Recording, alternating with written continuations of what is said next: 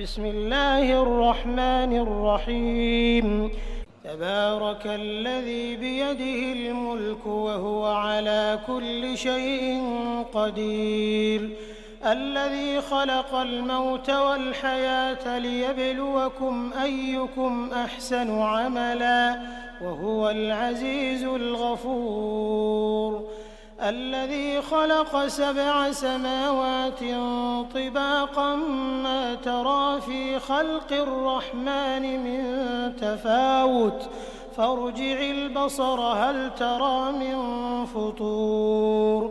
ثم ارجع البصر كرتين ينقلب إليك البصر خاسئا وهو حسير،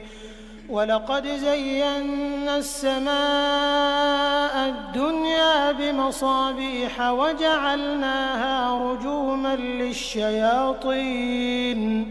وأعتدنا لهم عذاب السعير، وللذين كفروا بربهم عذاب جهنم وبئس المصير، إذا ألقوا فيها سمعوا لها شهيقا وهي تفور تكاد تميز من الغيظ، كلما ألقي فيها فوج سألهم خزنتها ألم يأتكم نذير، قالوا بلى قد جاءنا نذير فكذبنا وقلنا ما نزل الله من شيء إن أنتم إلا في ضلال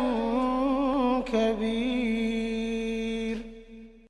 وقالوا لو كنا نسمع أو نعقل ما كنا في أصحاب السعير، فاعترفوا بذنبهم فسحقا لأصحاب السعير،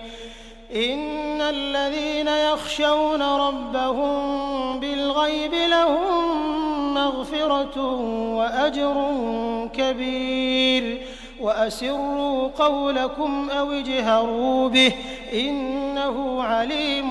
بذات الصدور، ألا يعلم من خلق وهو اللطيف الخبير، هو الذي جعل لكم الأرض ذلولا فامشوا في مناكبها وكلوا من رزقه وإليه النشور،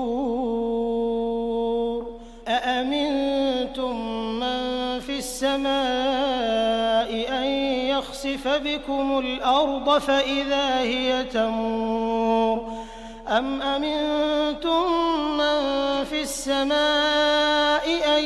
يرسل عليكم حاصبا فستعلمون كيف نذير، ولقد كذب الذين من قبلهم فكيف كان نكير، أولم يروا إلى الطير فوقهم صافات ويقبضن ما يمسكهن إلا الرحمن إنه بكل شيء بصير، أمن هذا الذي هو جند لكم ينصركم من دون الرحمن إن الكافرون إلا في غرور، أمن هذا الذي يرزقكم إن أمسك رزقه بل لجوا في عتو ونفور، أفمن يمشي مكبا على وجهه أهدى أمن يمشي سويا على صراط مستقيم، قل هو الذي أنشأكم وجعل لكم السمع والأبصار والأفئدة قليلا ما تشكرون، قل هو الذي ذرأكم في الأرض وإليه تحشرون، ويقولون متى هذا الوعد إن كنتم صادقين، قل إنما العلم عند الله وإنما أنا نذير مبين، فلما رأوه زلفى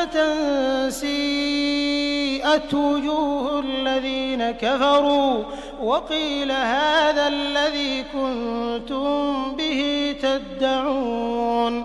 قل أرأيتم إن أهلكني الله ومن معي أو رحمنا فمن يجير الكافرين من عذاب أليم قل هو الرحمن آمنا به وعليه توكلنا فستعلمون من هو في ضلال مبين قل أرأيتم إن أصبح ماؤكم غورا فمن يأتيكم بماء